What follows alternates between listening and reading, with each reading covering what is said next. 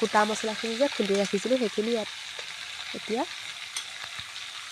সেইখিনি ইয়াতে দি দিম। ইয়াত জালুক, জিৰা, ধনিয়া, লং, ইলাচি, দালচেনি সেইখিনি গোটেইখিনি মই গুড়া কৰি ৰাখিছিলোঁ। মছলা ইমানখিনিয়ে দিছোঁ।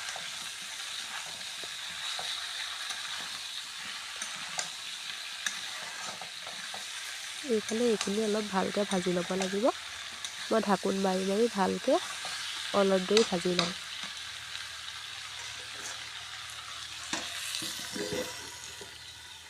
কমটি জুইত ঢাকোন মাৰি ভালদৰে ভাজি ল'ব লাগিব।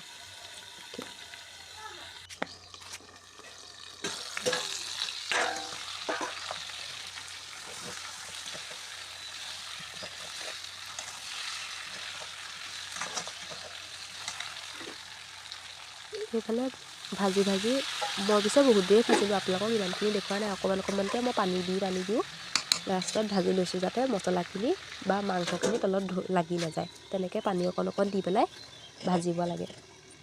এইফালে আকৌ মাংস হয় মানে ভাবিলোঁ চাটনি অকণো যোগাৰ কৰি লওঁচোন। এইফালে প্ৰসাদ আছিলে, প্ৰসাদৰ চাটনি অকণ, তাতে ধনিয়াও আমাৰ বাৰীতে ধনিয়াও খেতি কৰি থোৱা আছিলে। এই জলকীয়া ধনিয়া দি পেলাই এনেকৈ প্ৰসাদৰ চাটনি অকণো ৰেডি কৰি ল'লোঁ।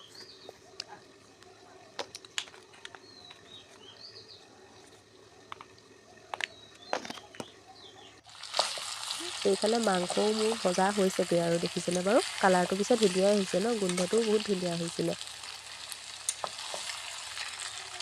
মই পিছে লোকেল এনেকৈ হাঁহ চাহ এইবিলাক অকণমান কমেই বনাওঁ। তথাপিতো পিছে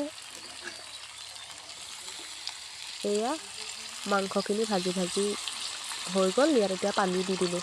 আপোনালোকে নিজৰ জোখ অনুযায়ী পানী দিব পাৰে। মই ইমান পানী দি দিলোঁ।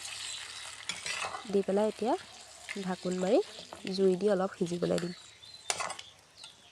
আলুখিনিও যিহেতু সিজিব লাগিব।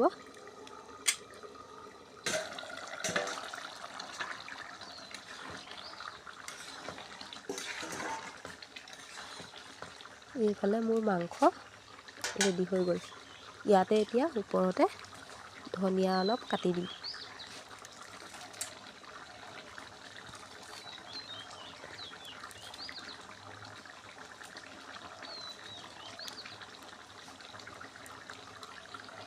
আজি ৰাতিৰ খানা আমাৰ ইমানেই।